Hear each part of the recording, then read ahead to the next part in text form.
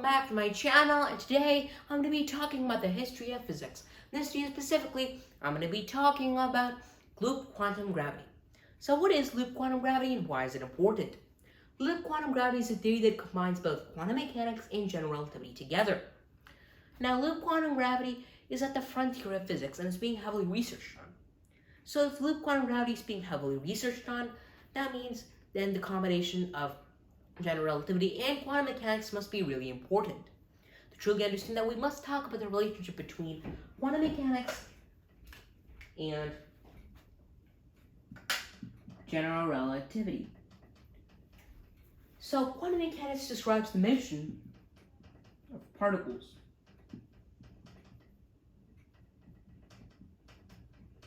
General relativity describes, or essentially is, a new theory of gravity.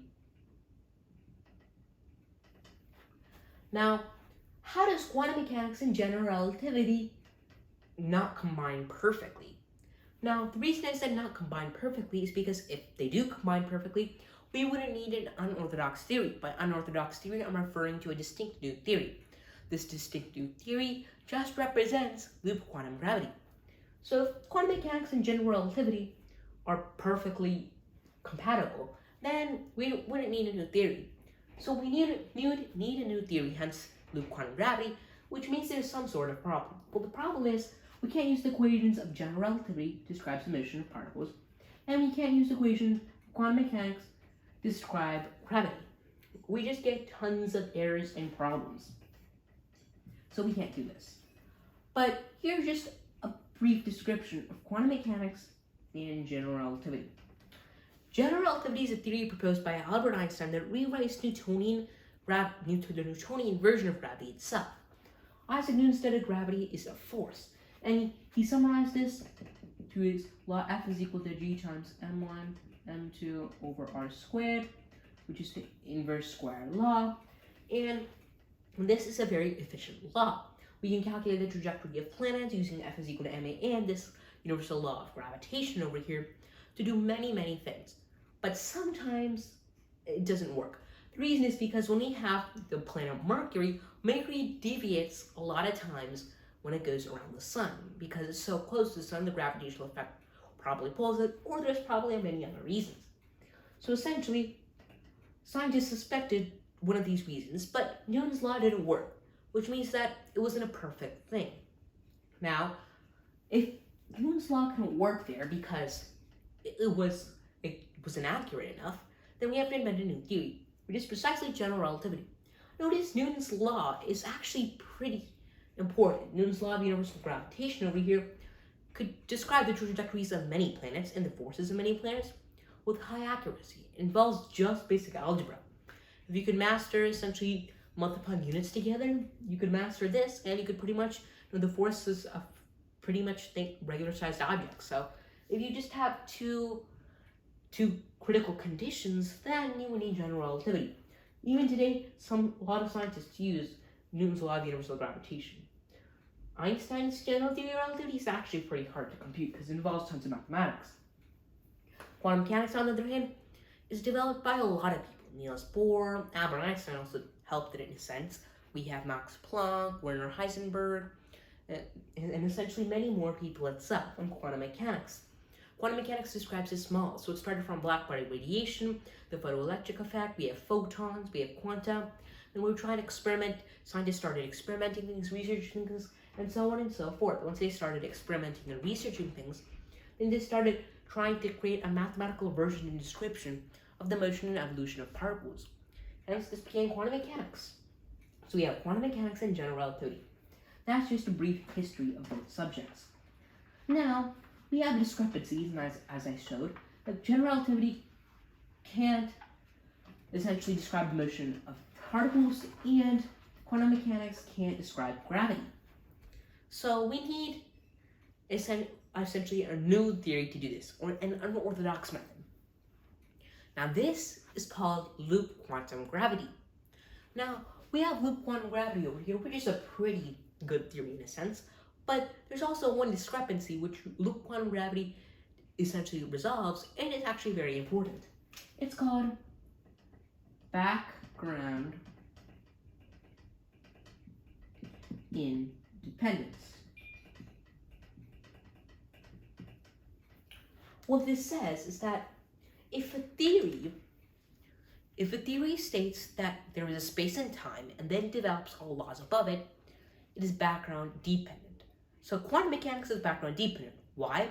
Well, it already has a preconceived conception that we already have space and time. So if you think about it as a person, you say that the person has a preconceived notion that there already is space, essentially. There already is space. Now, since they think there's already a space, then they're like, okay, then we can build all the other objects on top of it. By space-time, I'm representing a space-time continuum. So actually by space-time, which is a combination of space and time, right now I'm referring just to space. So we have space, then it's like a person having a preconceived notion. They're saying, oh, there's probably already space in this room. So they assume space. So this theory assumes space, or has a preconceived notion that there is space, and then builds all the laws upon it. Quantum mechanics is that. Because we already assume space because we have already the positions, coordinates, and other things to describe it relative to a specific coordinate system or whatever, and etc. So it has a preconceived notion that there must be space. So that's why it doesn't interact much with space itself, because it already knows that there is a space which it operates on. General relativity, on the other hand, is background independent. The reason? Well, it essentially doesn't need space and time to make that theory work. You don't need to say that, oh, we need space and time for this mathematical law, for this theory to work in general relativity. General relativity produces space and time. It produces many things, but itself, it doesn't need a space and time to exist. By space and time, I mean space-time, and by space and time right now, I mean space. So it doesn't need a space to specifically exist for the laws to work. So general relativity is background independent, and quantum mechanics is background dependent.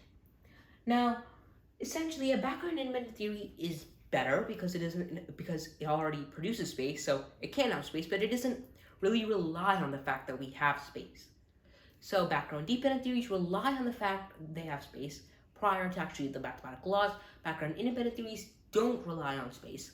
They can just have their laws. So loop quantum gravity is background independent, which is actually a good thing.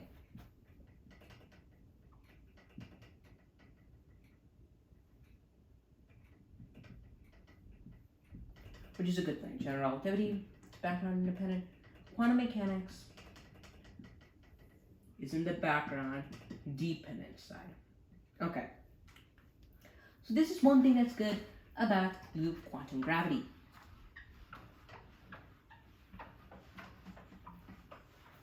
Okay. Now we have the quantization of space-time.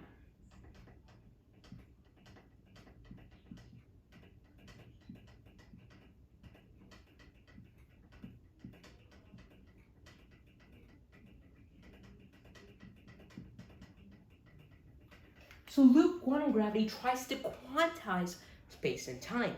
Now, quantizing is a fundamental aspect, attribute, characteristic, property of quantum mechanics itself. And then space-time is also another fundamental attribute concept inside the general theory of relativity. If you have ever heard anyone say, we have a space-time continuum, something's acting on the space-time continuum, which makes it bend, which causes the force of gravity. That's just a short explanation of the general theory of relativity. But that's the same space-time continuum. So we're trying to quantize space-time. Now, quantization comes from the word quantize, which also relates to the word quanta. Now, quanta just means something in an individual part. So you have individual multiple parts. Quanta is an individual part. So multiple quanta are multiple individual parts. So this just means that we're breaking space and time into separate individual parts. This means that we have to have a smallest thing. And yes, loop quantum gravity has smallest time, smallest volume, smallest things, and etc. We're trying to separate space and time into essentially individual parts. This is what loop quantum gravity's main ambition, main process is. We're trying to quantize space and time. We're taking a fundamental aspect of quantum mechanics, applying it to another fundamental thing, general relativity, to make them compatible. So we're trying to make the space-time itself into individual parts. That's the main ambition and the main process loop quantum gravity uses the quantization of a space and time. So you have small spaces, so you have the smallest space, smallest size, smallest volume, and so on and so forth. So essentially, that's what loop quantum gravity is trying to do. So now that we've talked about that, let's just talk about the difference between string theory and loop quantum gravity.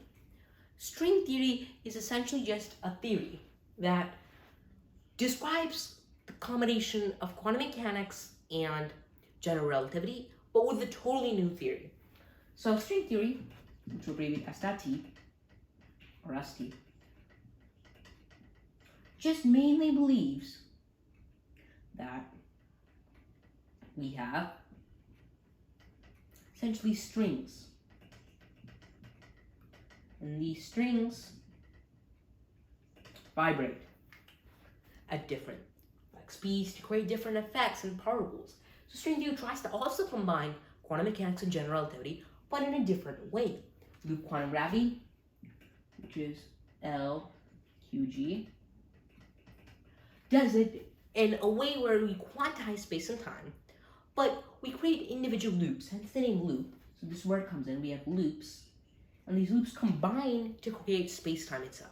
So we have multiple closed type of loops, and these loops have multiple loops, and they combine to create a space-time, and the space-time, and we have planets and everything. So like everything's based off of strings and string theory, everything is based off of these loops in loop quantum gravity. These loops create space-time, we are on space-time. Well, space-time is a four-dimensional thing. Loops also create space and reality itself. So since loops create space and reality itself, that just means everything is based off of loops. So we're basing off of loops, tiny loops, that form space-time. But these are not strings, as they behave different in reality, because we have spin networks and so on and so forth, but we don't have that in strings. So that's loop quantum gravity and string theory. String theory deals with strings. It is a whole new theory. We are involving new mathematics, new things itself, to combine quantum mechanics and general relativity. Loop quantum gravity, on the other hand, uses the principles of quantum mechanics, uses general relativity, just alters them with some mathematical things, and involves a new concept, which is loops. So loop quantum gravity can be traced to general relativity and quantum mechanics. String theory also can be traced, but that's a very, very, very long distance. So string theory can be considered a new theory. Loop quantum gravity is almost directly based from quantum mechanics and general relativity. Now that we've talked about that, we can make this video to an end. If you like this video and if you like this channel, please subscribe to learn more. Thank you.